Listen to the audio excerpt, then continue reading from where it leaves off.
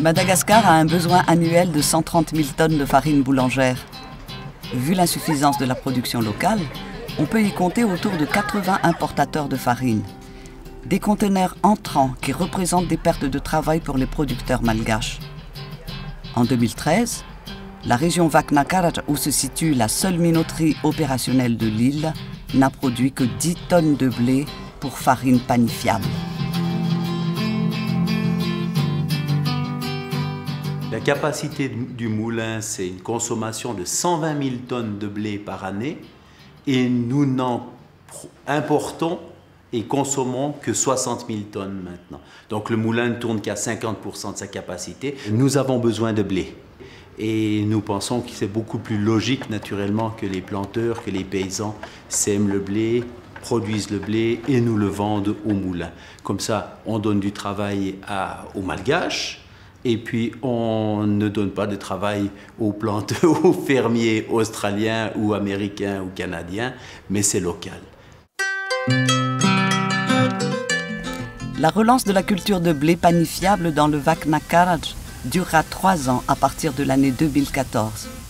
Des sensibilisations et formations des producteurs ont été entreprises auprès des communes et via les médias avant le début de la campagne.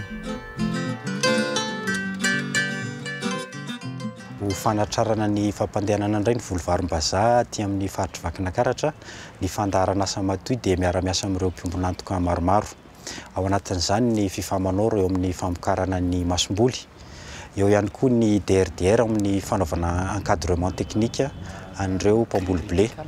Tafiditra ihany koa ny vahatra izay ONG anankiray izay miandraikitra ny fampindramam-bola madinika eo anivon'ny tantsaha. Ny orinasa LMM Farine SA no mpiara-mombon'antoka mivantana amin'ny programa an'asa matoy eo amin'ny fanetsiketsehana indray ny volovarim-bazaha aty amin'ny faritra Vakina Karatra. Zahay zany tsy maintsy mijery n'ilay intérêt paysan foana, izay moa ny rôle voalohany DRDR. Dia tena aleonay petrapetraka tsara ilay organisation ana fitondrana azy makaty amin'ny LMM amin'ny zareo samy izy ihany no misy organisé. Ananany motivation kokoa zay rehefa izy daholo mahazo an'ilay bonus rehetrarehetra. Fa rehefa ary afarafara ary tsy maninona akory hoe efa fantany amin'izay zany les règles de jeu hainy amin'izay fampiraharaha amin'ilay collecteur. Ka ao anatin'izay 3 taona hatramin'ny 924 izay ny tanjona dia mba hatratra hatrany amin'ny ray alina any ny mpamboly voakasiky ny fambolena izay amokatra eo amin'ny 10 taona eo ary izay dia hiteraka fidiram-bola any amin'ny 7 alina sy 8 hetsy tapitrisa eo amin'ny mpamboly zany. Pour la campagne 2014, l'objectif est de produire 30 tonnes de semences pour plus de 500 petits producteurs avec 100 tonnes de production de blé panifiable prévues, ce qui constituera un revenu moyen de 130 millions à rial. Les pains, les gâteaux, les pâtes, les biscuits ne sont que quelques exemples d'aliments fabriqués avec du blé. Ako zany efa mpamboly varim-bazaha foana hatramin'izay dia naheno fanetanana tamin'ny radio dia vomaika lasa naporisika anay namboly. Dia azo atoko koa ny tsena nanomboka tamin'ity taona ity satria efa misy mividy foana izy ireo. Dia nisy an'ny teknisianina DRDR koa dia vomaika naporisika amin'ny fambolena varim-bazaha dia mahafinaritra tsara izy amin'izao. Tombontsoa azoko amin'ilay varim-bazaha zany dia mivoany aloha hiatoako ny ankiziko mianatra. Dia rehefa hatreo indray ny taona koa mbola misy azoko anaovako asa tanana dia hikarakarako ny tokantranoko sy hanatsarako azy koa.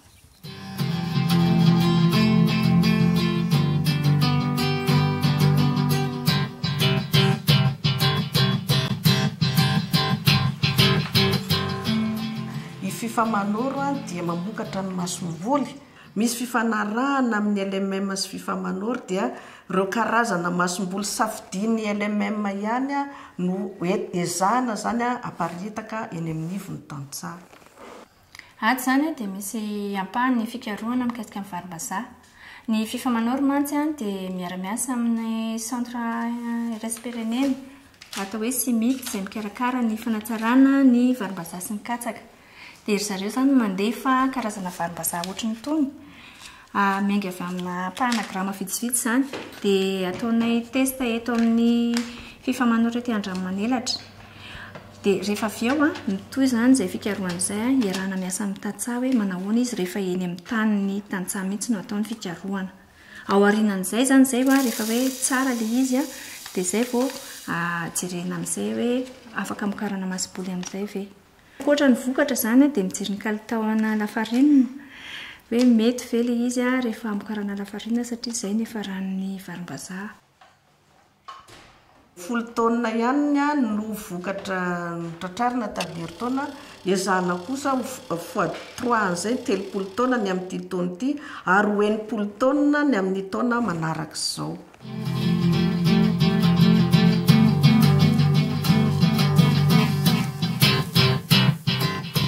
Arakaraka an'ilay qualité zany no angalain'ny MMM-n'ilay izy. Zany hoe vavary madio tsara, maina tsara, misy fidiram-bola ao anatin'ny andro rinina zany ilay izy. Na dia mifanomanana ny taopambolena manaraka aza dia hita hoe mahomby ilay izy. Makao amin'ny lalany mampivoatra anay zany ity raha ny fahitanay anazy. Ny OPC fandrosoana dia manentana ny tantsaha amin'ny fambolena varim-bazaha. Hatramin'izay dia telo isan-jato monja ny vokatra ny tantsaha namboly amin'ny varim-bazaha ary tamin'ity taopambolena ity dia tafakatra 20 isan-jato izy.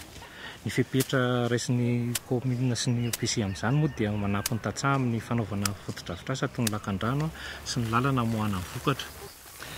Koa ankehitriny dia manentana antsika tantsaha mba hianao ezaka amin'ny famokarana varim-bazaha satria mbola malalaka ny tany bolena, ny tsena koa malalaka ahafahantsika mampitombo ny vola miditra eo amin'ny tokantrano tsirairay misy atsika. Dia afaka mba hoe ny vidy mahasom-bolo zany izay vidy mahasom-bolo, ny vidy zezika. Dia arakaraka izay hoe zakanay ihany zany arakaraka an'ilay vola zany. Tombonao anay zany dia afaka ny hoe izay tena hivarotana azy zany satria tsy raikitrosa zany anay amin'io zavatra io. Izay zany ohatrany hoe mba naprisika anay amin'ilay hoe bileno amin'ny bileno.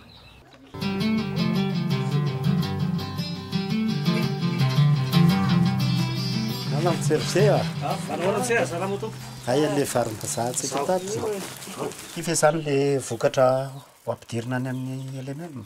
Eny tompoko. Araka ilay fanazavana taloha dia ny amandony dia tokony tsy mihoatra ny 3.0 faingo 5 isan-jato. Manampy an'izany moa ny fahadiovany sy ny isan'ny voa vaky ao anatiny. Io zany mila mitandrina kely ihany koa eo amin'ny famoloana mba tsy tena le vato maranidranitra be ireny ny kapoana azy fa vaky ny voany. Ie. Ty moa zany le fanaovana testa. Ie, eny ary. Alao ary ho jerevantsika le izy.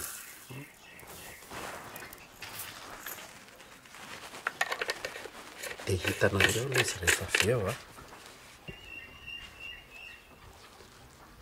12 faingo 3 ny amandona ato anatin'ity varim-bazahantsika ity. Raha any amin'ny LMM zany izy eo efa azo raisina. Na tonga hoe namboly an'ilay varim-bazaha blé dia mba nataoko hoe ao zany mba ohatrany hoe mba ambonimbony kokoa ny vidiny noho ny oritra sy ny ovy.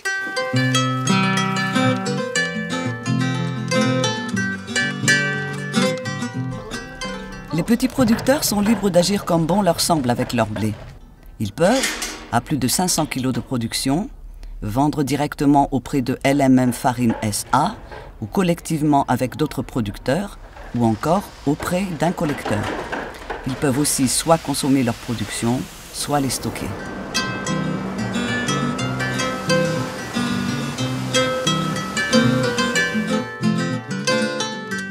Marina fa malalaka ny tsena kanefa nametraka fepetra kosa izay atao amin'ny LMM Farine SA amin'ny kalitaon'ny varim-bazaha terin'ny tantsaha eto. Dia voalohany indrindra tsy tokony hisy biby namatina velona, tokony maina tsara, tokony madio, tokony mavesa-danja tsara ary tokony tsy mitsimoka. Arakaraka mahatsara an'ireo fepetra ireo mampitombo mividiny varim-bazaha ny kilao ny varim-bazaha alohanay amin'ny tatsara raha 520 ariary zany ny kilao zao dia miampy 1,100 zany hoe 3,70 faingo 50 ariary isaky ny kilao zany no azonao araky ny fikarakarana nataonay zany dia nanatsara ny aitao ny fambolena tsara dia tombo ny vola azo zany ny lanjan'ny varim-bazaha raisin'ny orinasa zany a dia 500 kilao farafakiliny kanefa kosa tsaratsara koa raha mivondrona sika tatsaha satria raha mihoatra ny taonina ray no aterina dia mitombo 520 ariary ny kilao vidianany azy raha mihoatra 3 taonina dia mitombo 50 ariary ny kilao ary raha mihoatra ny 10 taonina dia mitombo 570 ariary ny kilao fa raisina foana na andeha tsirairay ary nareo ny prix ambany indrindra ny livren'ny olona tao hatramin'izay zay a olona ray fotsiny voaingana izy zay tamin'ny herinandro ambony 570 ny prix moyen 947 ariary par kilo prix maximum zany 994,5 kilo 994,5 le maina sy le madio zany na zaon'ireo bonus ireo maina madio tsisy bibikely tsisy nazo 17 tonga dia maximum fa tsy manina fa tsy any amin'ny quantité tsy manina zany satria zany supposé any mety hoany amin'le paysan ary amin'ny possible mahatratra ny zavatra ohatran'izany tsara lisika.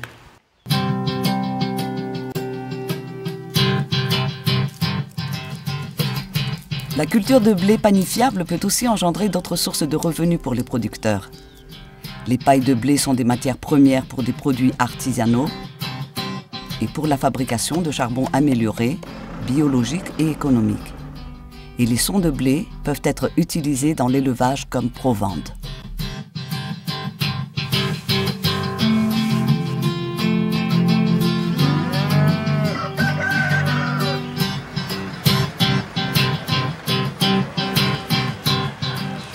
Ho an'ny fandarana samy matoy zany a ny tanjona dia ny afahana mametraka fomba fiasana mpandraraha izay a tena mamalina ny filanin'ny mpandray anjara rehetra ao anatin'izany zany a ny fanampiana izay mpandraraha izay manana tsena azo antoka anana le ataontsika hoe plan d'affaires izay mifanaraka amin'ny politika fampandrosoana le mpandraraha izay a mamaly koa ny filanin'ny mpamokatra sy ny mpandray anjara hafa rehetra ao amin'ny faritra izay a no miteraka tontolo zay ahafahan'ny sera tsy miakina mivelatra. Nous sommes au mois de novembre et la quantité de blé produite dépasse largement les 100 tonnes prévues. Nous invitons donc tous les acteurs concernés à travailler ensemble pour la promotion du blé local. Produisons davantage de blé afin d'améliorer le revenu de nos paysans.